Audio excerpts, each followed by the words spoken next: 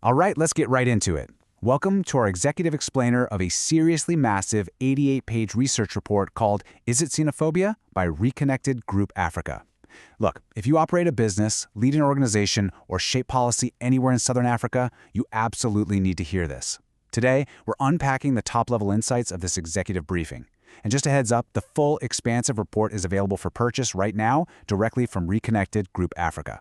As we dive into the actual data today, you'll see exactly why getting a grip on this grounded reality is literally vital for your future strategy. Okay, here's the game plan. 1. We'll look at the reconnected edge. 2. Redefining the crisis. 3. Perspectives on the ground. 4. State and foreign actors. 5. 3 crucial case studies. And finally 6. Securing your business. Starting with Section 1, the Reconnected Intelligence Edge. Let's talk about the elite boutique intelligence network making this all possible. So, to really grasp why this report is such a game changer, you have to look at how it was built. Reconnected Group Africa, they're based in Amabutho.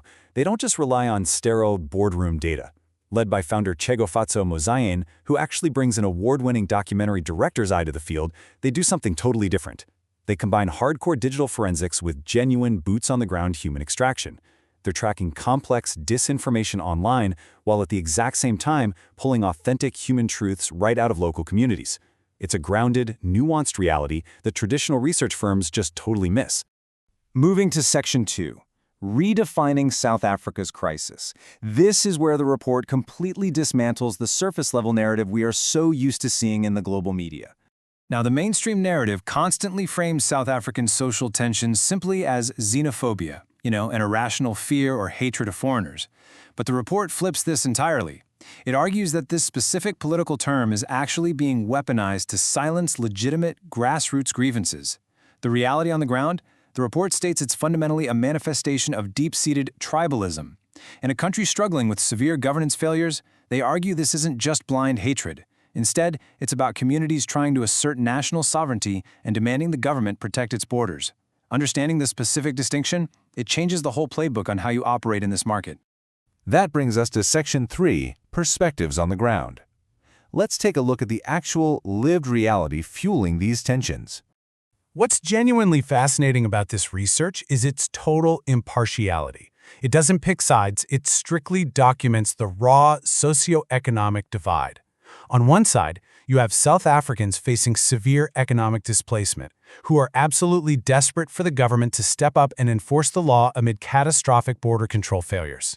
But then on the flip side, the report captures vital counter-perspectives, citizens who are actively stepping up to defend foreign nationals from abuse. It also highlights the incredibly complex role of NGOs, who are out there desperately trying to bridge the rural-urban divide where local governance has effectively collapsed. Okay, Section 4, State and Foreign Actors.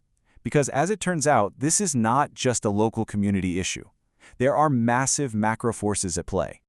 This part is honestly eye-opening. Through some intense digital forensics, the team exposed highly organized, highly profitable foreign propaganda networks that are actively manipulating South African domestic discourse. They traced coordinated anti-foreigner and white genocide disinformation campaigns directly back to actors in the Netherlands, Nigeria, and India. Mind-blowing, right?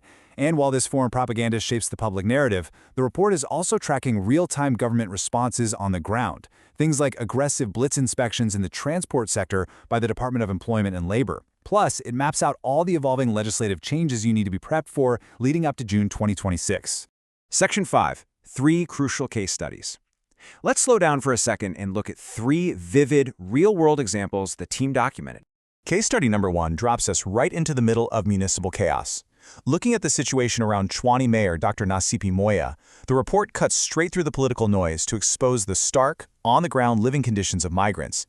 It shows you exactly what local leaders are actually dealing with day to day when it comes to infrastructure decay, compliance issues, and incredibly volatile community relations. The second case study maps out the real economic fallout. Zeroing in on Cape Town's lucrative property market, the research meticulously documents how these socio-political tensions translate directly into economic displacement and rising local resistance. Look, if you're a real estate investor or a developer, this is an absolute must-read blueprint for uncovering those hidden structural risks in seemingly stable metro markets. And the third case study? This one is fascinating. It revolves around an incident with a DW France journalist who showed up to a local demonstration wearing a bulletproof vest, aggressively questioning local leader Jacinta Golbes's Zuma through this predetermined lens of xenophobia. But as Jacinta calmly pointed out, and I'm paraphrasing here, the community wasn't acting out of hatred, they just wanted the government to impose existing immigration laws. It is a literal masterclass in how aggressive international media framing can clash completely with authentic local community demands. Finally, Section 6, Securing Your Business Future. This right here is the strategic playbook for corporate investors and employers. We really have to ask, is your business actually prepared to navigate the new landscape? The Department of Employment and Labor is cracking down hard. They are specifically targeting employers who use undocumented foreign nationals to sidestep the National Minimum Wage Act. And let me tell you, the non-compliance penalties they're handing out are massive. The final chapters of the report provide a highly actionable playbook for this exact new reality. It outlines how to manage localized political tensions, how to accurately check the governmental temperature of your specific operational area, and how to adapt to these strict new employment and immigration regulations. It even covers strategies for overcoming geographic bottlenecking and building a truly resilient, diversified hiring strategy for the future. Now, we obviously aren't going to give away all those specific premium solutions right here, but purchasing the full report unlocks this exact executive playbook to ensure your operations not just survive, but thrive. Because think about it, with potential fines reaching a staggering 1 million rand per violation, the cost of non-compliance now vastly exceeds the cost of just doing things right from the start. We highly recommend purchasing this elite intelligence report from Reconnected Group Africa to safeguard your business strategy today. It's absolutely worth the investment. But it does leave us with a much larger question to ponder. As global media continues to push these surface-level narratives, how much longer can businesses and governments really afford to ignore the complex, tribal realities simmering right on their doorstep? Thanks so much for joining us for this explainer.